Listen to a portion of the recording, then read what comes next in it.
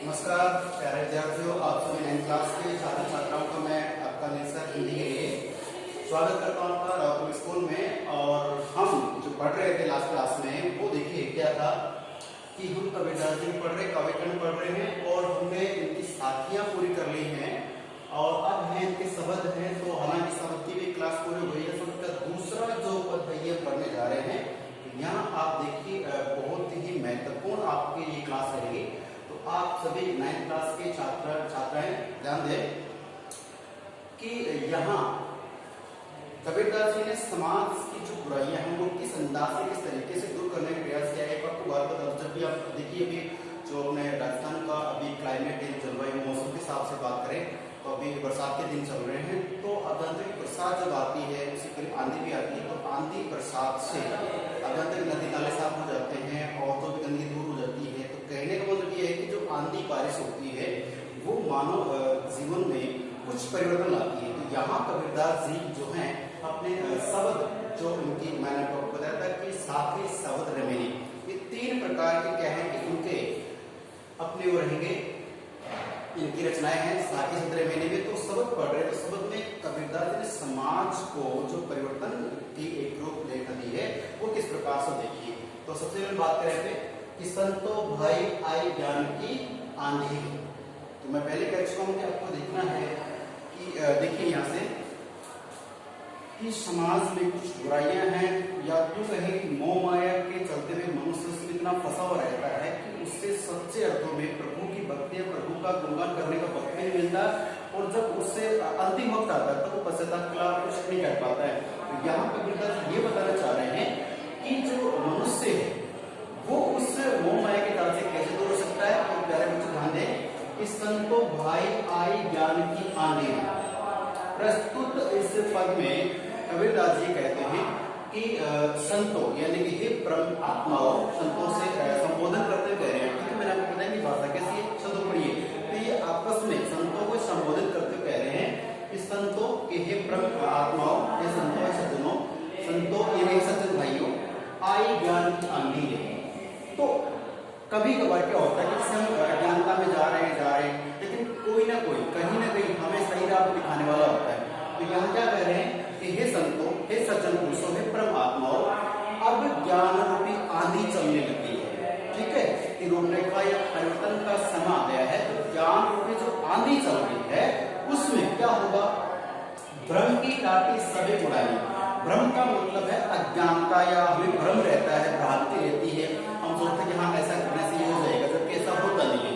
तो कबीरदास जी कहते हैं कि भ्रम की टाटी, भ्रम की टाटी का मतलब जो हमें भ्रम रहता है, जो अज्ञानता का हमारे मस्तिष्क पे बोझ रहता है, उसकी टाटी, टाटी से मतलब कि यहाँ पे मैं बता दूं कि यह एक प्रतिकार चल रहा है। कबीरदास जी ने एक छपरा, छप्पर समझते हैं, छपरा समझते होंगे, यानी घास फूस के जो एक गांव के हिसाब से छोटी घर बनाते हैं टाटी, उसकी बात कर रहे हैं। उसमें कौन कौन चीजें काम आने वाले हैं ध्यान रखें। मैं आपको बता दूं कि जैसे अपने राजस्थानी लोग हैं या अन्य कहीं जाए तो घास फूस की आज तो क्या है कि भारत में बहुत अधिक विकास हो गया है। तो लगभग सबके पक्के घर में पहले जब भारत, पहले की बात करें, जब आजादी की बात करें, उस समय की बात करें, तो लगभग जो भारत का गाँव में भारत निवास करते हैं जानते हैं। तो देखने वाली बात यह है कि पहले जब भारत छप्परों में निवास करते, कच्चे घरों में रहते थे लगभग लोग। ठीक है, तो छप्पर में कौन कौन सी चीजें काम आती है।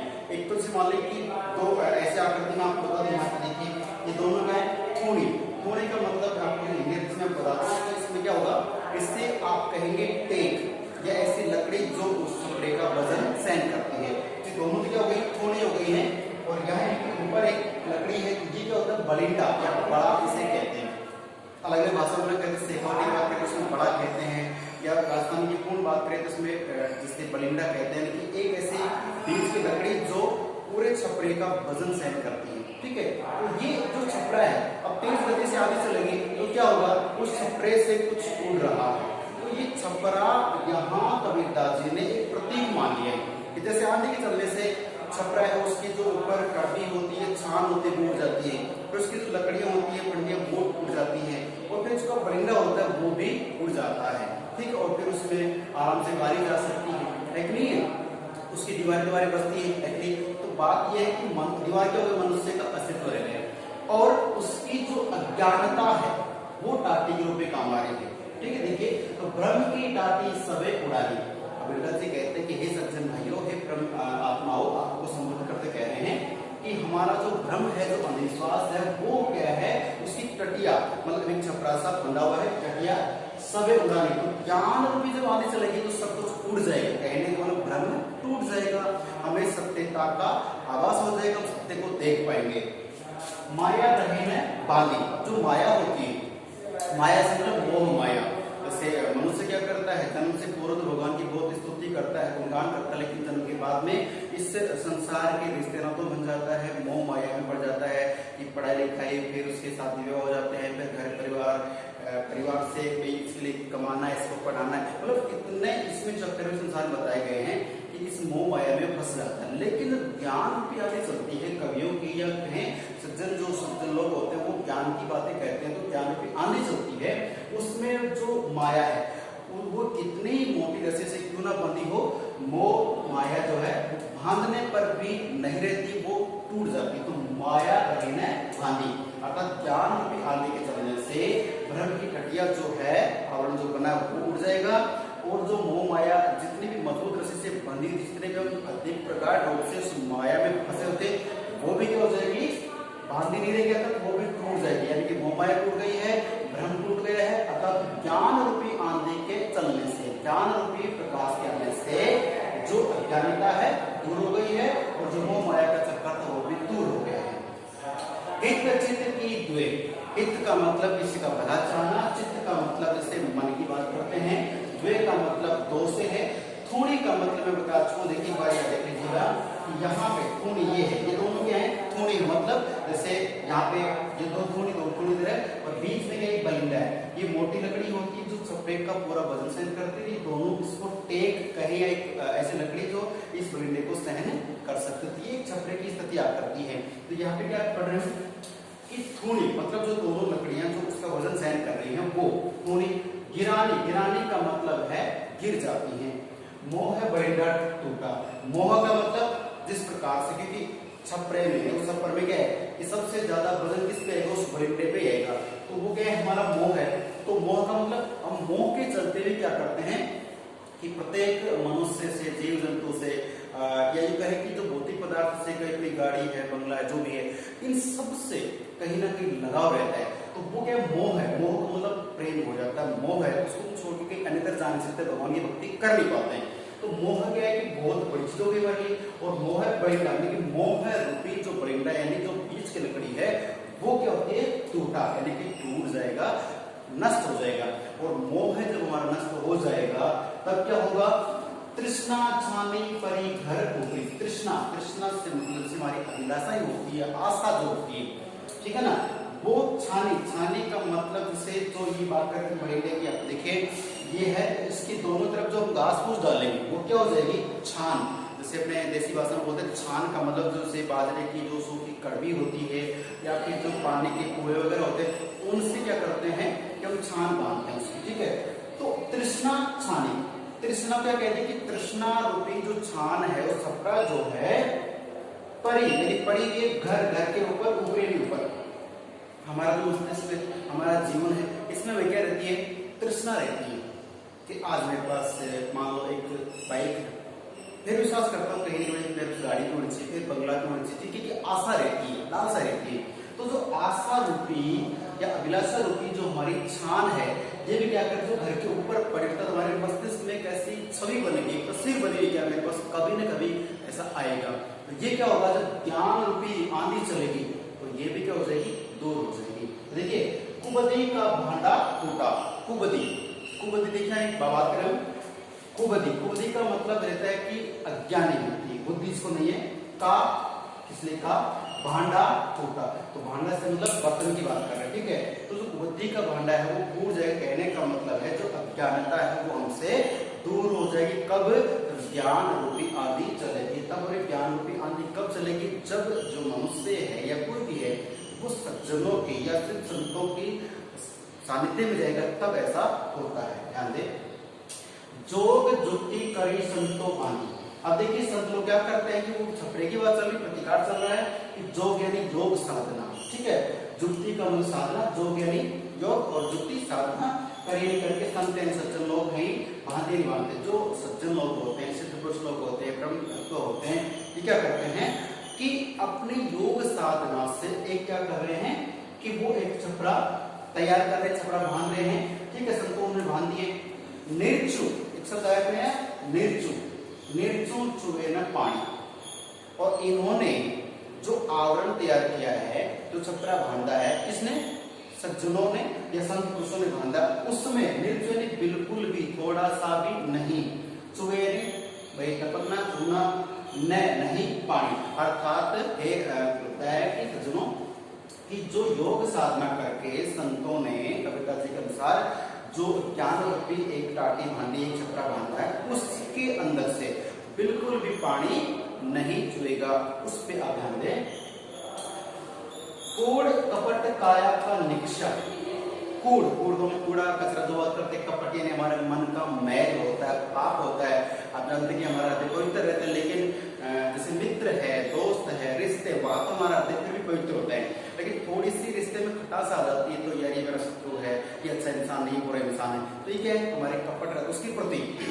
कि जिस मान लो अपन कंपटीशन की बात करेंगे, मेरे 10 नंबर आए हैं और इसके 20 आ रहे हैं, तो मेरे ज्यादा आने चाहिए, इसकी बड़े कमाई होती, पाप होता है। ठीक है, तो कूड़ कपट जो है, जो लोभ लालच है, काया का यानी शरीर है का निक्षा, निक्षा निकल जाएगा। जब बहुत भयंकर रूप से आनी चलती है, तो उसमें बताया है कि जैसे मान लो कि जो एक ब्रह्म रूपी टाटी टूट जाएगी, बड़ी विराट मोह का टूट जाएगा। ठीक है, और जो ये कहे कि संतों ने एक बहुत अच्छे ढंग से भाई ऐसी टाटी बांधी जिसमें से अज्ञानता का पानी नहीं टपकेगा, तो उसमें क्या होगा कि माया जो हमारे शरीर का कपट है, लोभ लालच, वो निकल जाएगा। कब निकलेगा? ध्यान दीजिए कि हरि की गति जब जानी। कहने का मतलब है हरि की गति जब जानी, अर्थात जब हमारे मन से, हमारे दिमाग से लालच, लोभ का जो कपट है, कूड़ा है, वो निकल जाएगा। उस समय भगवान की गति, अर्थात भगवान हमारे लिए क्या कर रहा है, भगवान कितने भाई महानता तो जानते हैं, लेकिन हमारे लिए भगवान क्या कर रहे हैं, उसकी सच्ची जो गति है, सच्ची हमें मालूम हो गया, तब भगवान के साथ साथ दर्शन हो जाएंगे। कब? जब आप इस अज्ञानता, कूड़ा कपट से दूर हो जाएंगे। आंधी पीछे जो जल बूठा, अब देखिए बूठा यानी बरसना होता है, पानी का बरसना, जब समझते ही हैं। और आंधी पीछे, तो पहले का क्या कर रहे हैं कबीरदास जी, कहते हैं कि जैसे आंधी आती है, तो आंधी में जैसे छपरा है वो टूट जाता है, बरिंदा वो टूट जाता है, थोड़ी टूट जाती है, टटिया वगैरह सब टूट जाती है। तो वो टटिया, थूण, बरिंदा सब क्या? मोह माया है, अज्ञानता है, ये सब टूट जाएंगी, दूर हो जाएंगी। और आप जानते हैं कि अपने लगभग देखा जाता है कि पहले बहुत भयंकर आंधी चलती है, तो जो भी इस तरह का हो जाता है, लेकिन आंधी की कुछ देर बाद बारिश भी आती है। वो बात है कि जब क्या होगा, आंधी पीछे, आंधी चलने के बाद में, पीछे बाद में जब पानी की बरसात होगी, अच्छी वर्षा होगी, उस वर्षा में क्या होगा कि प्रेम हरि जन घीना। प्रेम का मतलब आप सोचते हैं भगवान से मोह लगाना, भगवान से प्रेम करना। हरि भगवान, जन कोई मनुष्य घीना, अर्थात भगवान से हम जब मन लगाएंगे, भगवान की जब भक्ति करेंगे, तो क्या होगा, हमें भगवान की जो भक्ति उसमें भीग जाएगा। वो जो बरसात, वो भी एक प्रेम की बरसात होगी। क्यों? आंधी के बाद में बारिश आएगी, बारिश का मतलब हम बारिश में भीग जाते हैं। ठीक है, तो हमारा हृदय, मन पवित्र। उसी प्रकार से ये अज्ञानता का जो छपरा है, अज्ञानता का, मूर्खता का, मोह का जो छपरा है, वो टूट जाएगा, दूर हो जाएगा, और हम बिल्कुल स्वतंत्र है। ऐसे में जब ज्ञान रूपी वर्षा होगी, उस वर्षा में हम भीग जाएंगे और हमें प्रभु की भक्ति का एहसास होगा, आभास। आगे कहे कबीर बहान के करके, बहान यहाँ पे लेंगे सूर्य से। ठीक है, प्रगटे का में उदित होता है, उगता है, उदित भय तम खीना। ध्यान रखना, यहाँ पे है उदित, उदय होना, भया होना, तम अंधेरा होता है, अंधकार होता है, अज्ञानता होती है। खीना का मतलब कम हो जाना, क्षीण हो जाना। ठीक है, अब ध्यान दें कि कबीरदास जी कहते हैं कि सूर्य, किसका सूर्य? सूर्य तो रोज होता है, हमारे कहने से नहीं। तो क्या है कि जो ज्ञान रूपी सूर्य जब हमारे जीवन में प्रकाश डालेगा, जब हमारे ज्ञान रूपी सूर्य हमारे उदित होगा, तब जो अंधकार पूर्ण जीवन है वो बिल्कुल हमसे दूर हो जाएगा, क्षीण हो जाएगा, कम हो जाएगा। ये कहे कि अंधकार नष्ट हो जाएगा और ज्ञान का प्रकाश इस संसार में फैल जाएगा, और मनुष्य है वो अपने जीवन की सफलता किसमें है, उसकी तरफ अग्रसर होने लगेगा। तो 9th क्लास के सभी छात्र छात्राओं शब्द चल रहा हमारा, और इसमें दूसरा पद है, ये थोड़ा डिफिकल्ट लगता है बच्चों को, इसमें प्रतिकार तंत्र बहुत सरल है। एक छपरा होता है, उस छपरे में बलिंडा, मो बलिंडा, ये मोटी लकड़ी, इसको बलिंडा कहा गया है। दो थोड़ियां होती जो उस बलिंडा को वजन सहन करती है, ठीक है, और उसके ऊपर जो घास फूस या कड़वी वगैरह होती है वो क्या करती है, छाया का काम करती है, धूप से बचाती है। तो वो क्या है कि हमारे भ्रम है, जिस प्रकार से छपरा बताएगा, हालांकि छपरे में कुछ छाया मिलती है, लेकिन उस छपरे में आंधी के चलने से क्या क्या टूटता है और बरसात के आने के बाद कौन कौन देखता है, ये एक प्रतिकार था। आप सभी इस बात से गौर फरमाइए, ध्यान दीजिए कि प्रस्तुत पद में कबीरदास जी ये कहना चाह रहे कि हे सज्जनों, हे संतों, अब ज्ञान रूपी आंधी चल रही है, और इस ज्ञान रूपी आंधी के चलने से हमारे मस्तिष्क में जो अज्ञानता, मूर्खता का भ्रम था, भ्रांति थी, वो टूट जाएगा, दूर हो जाएगा, और जो माया है, मोह माया का जाल है, पहले हमें बहुत कस के पकड़ी थी, अब वो बांधने से मिलकर वो भी दूर हो जाएगी, और हम अपने लोभ लालच में जो लोभ लालच की थोड़ी बना रखी थी, विश्वास बना रखा था, वो भी टूट के दूर हो जाएगा। जो मोह रूपी जो बलिंडा है, अर्थात प्रेम रूपी जिसमें बहुत अधिक फंसे हुए थे, वो बलिंडा यानी कि मुख्य उस छपरे का, हमारे भ्रम का मुख्य जो कारण वो दूर हो जाएगा। अब बात कर रहे हैं कि जो तृष्णा है, तृष्णा क्या होती है, इच्छा होती है, और आप जानते हो कि कबीरदास जी ने कहा है कि जो तृष्णा है, इच्छा है, वो कभी नहीं मरती, शरीर बार बार मर जाता है, ठीक है, इस जन्म मर गए, फिर जन्म की इच्छा होती है। तो बात करें इच्छाएं होती है, अभिलाषा होती है, ये कभी पूरी नहीं होती। मान लो एक व्यक्ति है, वो 500 कमाता है, उसमें संतुष्टि नहीं मिल रही, फिर 1000 कमाने का प्रयास कर रहा है, फिर 2, फिर 5, इस तरह से पैसा कमाने की हो, नाम कमाने की हो, सौंदर्य की, किसी प्रकार की मनुष्य की इच्छाओं को, शायद ही कोई हो जिस अपनी इच्छाओं पर संयम बरत लेकर रोक लेता है, उनकी प्रत्येक मनुष्य की इच्छाएं बढ़ती रहती है। तो तृष्णा रूपी जो छपरा है वो भी क्या है, वो हमारे भ्रम का एक आवरण बना, वो भी टूट जाएगा, ठीक है, और ये क्या है, हमारे अज्ञानता का भांडा जो टूट जाएगा ज्ञान रूपी आंधी के चलने से। और बात करें कि जो सज्जन संत लोग होते हैं, वो बहुत अधिक योग साधना के माध्यम से इसको इस प्रकार से भानते कि इसमें जो अज्ञानता का वास भी ना हो, पानी बिल्कुल नहीं है। बात करें कि हमारा जो शरीर है, जब ज्ञान पे चले, इसमें बारिश आएगी, क्या होगा, ज्ञान रूपी जो शरीर है, इससे पूरा करपट कपट जो भी है सब निकल जाएगा, और उसके बाद बिल्कुल आप पवित्र हृदय हो जाएंगे। पवित्र हृदय होने के बाद भगवान आपको साक्षात मिल सकते, दिख सकते हैं। और ज्ञान की जो, यानी कि ज्ञान की आंधी बाद जब बरसात आ रही, प्रेम रूपी बारिश, उसमें भगवान का प्रदर्शन हो सकते हैं। और कबीरदास जी कहते हैं कि ज्ञान रूपी सूर्य का जो प्रकाश आएगा, उसमें जो अंधकार रूपी अज्ञानता है वो बिल्कुल दूर हो जाएगी। तो प्रस्तुत पद में कबीरदास जी की श्लोकी भाषा है, और अनुप्रास का और मानव अलंकार का कई बार यह प्रयोग किया गया है, ठीक है। तो इस वीडियो को बार बार देखें, ठीक से देखें और इसे याद कर लीजिए। ये कबीरदास जी का अंतिम शब्द था, और कबीरदास जी का पहला पाठ पूरा होता है। तो मैं देखता हूँ कि आप कितने से कर पाते हैं, और आप होमवर्क कंटिन्यू करते रहें, ठीक है। धन्यवाद, जय हिंद, जय भारत।